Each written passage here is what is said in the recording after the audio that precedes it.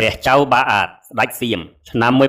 1353ដល់ឆ្នាំ1355ព្រះចៅបាអាតឡើងសោយរាជ្យនៅព្រះមហានគរក្នុងឆ្នាំម្សាញ់បញ្ចស័កព្រះអង្គមានព្រះនាមថាព្រះចៅបាអាតរាជាព្រះចៅរាមាធិបតីស្ដេចសៀមកាលបើបានរៀបចំអភិសេកព្រះរាជបុត្រទី1របស់ព្រះអង្គរួចហើយក៏បានទុកព្រះចៅបាសាទមួយព្រះចៅកំបឹងពិសីមួយនិងទីហ៊ានសេនាចំនួន 10000 នាក់ឲ្យនៅជួយធ្វើការរាជការនិងរក្សាព្រះមហានគរទ្រង់តាំងនាមឿនសៀមឲ្យធ្វើជាចៅហ្វាយខេត្តបច្ចុប្បន្នមួយខេត្តនគររាជសីមាមួយខេត្តទាំងពីរនេះសៀមយកជាប់តាំងពីពេលនោះមកព្រះចៅរាមាធិបតីលុះតាំងនាមឿនរួចហើយទ្រង់ប្រទានរង្វាន់ដល់សេនាទីហ៊ានតាមការគួរស្ដេចត្រាស់ឲ្យគៀគ្រួសារខ្មែរចំនួន 60000 នាក់ទ្រង់យកទ្រព្យពិសេសមានតម្លៃនិងមាសប្រាក់សម្រាប់ផែនដីដំរីសេះព្រះរាជទ្រព្យគ្រប់គ្រឿងប្រដាប់ទ្រង់ឲ្យយកកន្ទេលមាសកន្ទេលប្រាក់ដាក់ក្នុងរទេះផ្ទុកជាស្រេចទើបស្ដេចលើកទ័ពមកក្រុងទេពមហានគរវិញព្រះចៅបាអាតបានសោយរាជ្យជាស្ដេចនៅក្នុងប្រទេសកម្ពុជាទ្រង់បានឲ្យមនុស្សដើរបញ្ចុះបញ្ចូលរាជខ្មែរបានមកតាំងជាមន្ត្រីហើយឲ្យមន្ត្រីខ្មែរសៀមចេញប្រាប់ប្រាំ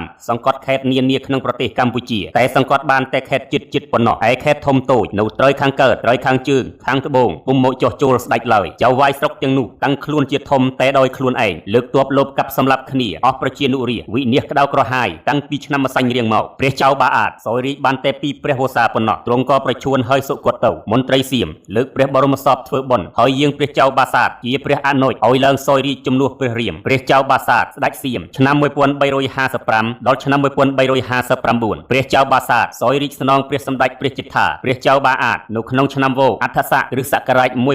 1355នេះនឹងស្រដីអំពីព្រះស្រីសុរិយោវង្សដែលព្រះអង្គចាញ់ទ័ពសៀមរត់ទៅប្រទេសលាវព្រះអង្គយាងទៅគង់នៅក្នុងប្រទេសលាវលុះព្រះមហានគរធ្លាក់ក្នុងកណ្ដាប់ដៃសៀមព្រះអង្គយាងចេញពីនគរលាវមកបញ្ចុះបញ្ចូលសេនាទីហ៊ានប្រាប់ប្រាំស្រុកដែលចលនាឲ្យបានរៀបរៀបរហូតដល់ស្រុកចំណុះសៀមព្រះចៅក្រុងចម្ប៉ាស័កទទួលទំនុកបម្រុងបានថ្វាយពលលាវចំនួន1500នាក់និងគ្រឿងសាស្ត្រាវុធជាច្រើនលុះបានហើយព្រះអង្គក៏លើកទ័ពចុះមកសង្កត់ដែលចុះចូលជាមួយសៀមរៀងមកព្រះអង្គទៅប្រថាប់ប្រជុំហាត់ហ្វឹកហ្វឺនទ័ពនៅទួលបាសានស្រុកស្រីសន្ធោដល់ឆ្នាំកុរឯកស័កព្រះចៅបាសាទសោយរាជ្យបាន3ព្រះវស្សាទ្រង់ក៏សុគតទៅពួកនាមឿនមន្ត្រីលើកព្រះសពតម្កល់ក្នុងព្រះរាជកោដ្ឋហើយអញ្ជើញព្រះចៅកំបឹងពិសីជាព្រះអនុជឡើងសោយរាជ្យស្នងព្រះជេដ្ឋាព្រះចៅកំបឹងពិសីស្ដេចសៀមឆ្នាំ1359ព្រះចៅកំបឹងពិសីឡើងសោយរាជ្យស្នងព្រះជេដ្ឋាក្នុងឆ្នាំកុរឯកស័កគ្រិស្តសករាជ1359ស្ដេចថ្មីនេះសោយរាជ្យបានតែមួយខែទទួលពេលនោះព្រះស្រីសុរិយោវង្សដែលជាស្ដេចបានប្រជុំទ័ពនៅខេត្តបាសាននោះបានរឹកល្អហើយព្រះអង្គក៏លើកទ័ពទាំងជើងទឹកទាំងជើងគោកសម្ដៅទៅព្រះមហានគរអង្គរធំកាលព្រះស្រីសុរិយោវង្សទ្រង់លើកទ័ពទៅវាយព្រះនគរក្នុងគ្រានោះមន្ត្រីខ្មែរដែលនៅក្នុងព្រះនគរ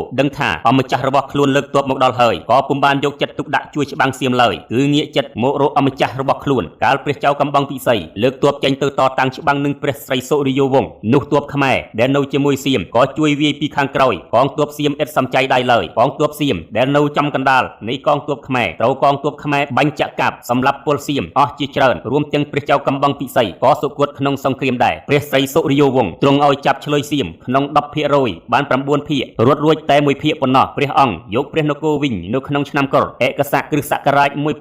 1359ដោយព្រះរាជានុភាពដែលទ្រង់បានជាជំនះព្រះស្រីសុរិយោវង្សក៏ទ្រង់ឡើងរាជាភិសេកជាក្សត្រខត្យាវង្សតព្រះមហាប្រយុវង្សរៀងមកព្រះបាទស្រីសុរិយោវង្សឆ្នាំ1359ដល់ឆ្នាំ1369ព្រះស្រីសុរិយោវង្សព្រះអង្គឡើងសោយរាជ្យនៅក្នុងឆ្នាំកុរឯកស័កគ្រិស្តសករាជ1359ក្នុងព្រះជន្មយុ41ព្រះវស្សាព្រះអង្គទ្រង់ព្រះនាមថាព្រះបាទសម្ដេចព្រះស្រីសុរិយោវង្សហើយទ្រង់ប្រទានរង្វាន់ពិសេសជាយស័ក្តិទ្រព្យសម្បត្តិឲ្យសេនាទីហ៊ានដែលមានគុណបំណាច់ក្នុងការរំដោះព្រះមហានគរព្រះអង្គទ្រង់តាំងសេនាបតីគ្រប់តំណែងអស់ពួកបរមរាជវង្សានុវង្សនិងពួកព្រាហ្មណ៍បុរោហេតក៏បាននាំគ្នាយកគ្រឿងសម្រាប់រាជមកវិញចូលមកជួបជុំបរមសុខតរៀងមកព្រះអង្គទ្រង់ព្រះករុណាប្រទានព្រះរាជបុត្ររបស់ព្រះបាទស្រីសុរិយោទ័យជាមហាឧបរាជដែលសុគតក្នុងសង្គ្រាមជាមួយសៀមនោះព្រះនាមព្រះធម្មមាសោឲ្យឡើងជាស្ដេចព្រះមហាឧបរាជស្នងព្រះបិតាទ្រង់ត្រាស់បង្គាប់ឲ្យព្រះចៅពោញាចក្រីនាំសេនាទីហ៊ានឲ្យកងទ័ពទៅវាយដណ្ដើមយកខេត្តផ្សេងទៀតដែលសៀមបានដណ្ដើមយកមកកាន់កាប់ពីមុនដូចជាខេត្តនាងរងនគររាជសីមាការច្បាំងដណ្ដើមគ្នាទៅវិញទៅមករវាងខ្មែរនិងសៀមបានប្រព្រឹត្តទៅ យ៉ាងខ្លាំងក្លាជាទីបំផុតក្រោយមកទ័ពខ្មែរក្រោមការដឹកនាំរបស់ព្រះបាទស្រីសុរិយោវង្សបានទទួលជ័យជំនះប្រទេសកម្ពុជាទទួលសុខសន្តិភាពឡើងវិញប្រជាជនរាស្ត្ររស់ក្នុងភាពសុខដុមរមនាតមកព្រះករុណាទ្រង់ព្រះរាជកំណត់យកគ្រប់ចៅហ្វាយខេត្តស្រុកតូចធំឲ្យត្រៀមខ្លួនប្រុងប្រៀបរៀបទៅបង្ហាត់សេនាទាហានឲ្យមានគ្រប់ខេត្តជាទីបង្ការរក្សាព្រះនគរទៅ